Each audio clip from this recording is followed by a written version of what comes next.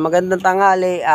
Concern ko lang, meron kasing kapitbahay ako na narinig ko nagtatalo sila ng asawa niya. Gawat yung anak niya 2 days nang may lagnat. Ang gusto nung tatay ipa-check up. Yung sa nanay naman ipatawas daw, ipahilot. Para sa akin, opinion ko, bakit mo ipapahilot kung may lagnat? Dahil ba sa sinasabi niyong napilay? Hindi ganon, hindi po ganon.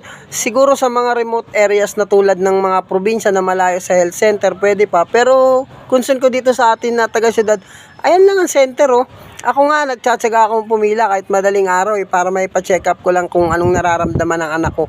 Kasi, bakit mo ipapahilot yung anak mo, kung di mo naman sigurado anong sakit, 'di ba? Di halos lalo mag-iiyak lang 'yan.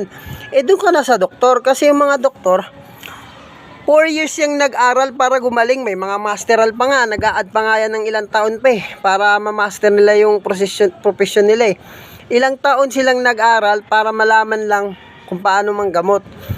Tapos meron pa yung lalawayan, yung gaganon ka, tututuan ka. Sa akin nga yung pamangkin ko nga pinapalawayan sa akin ng kapatid ko.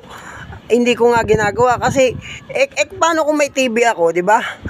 'Di ba? Matatransfer lang. 2025 na.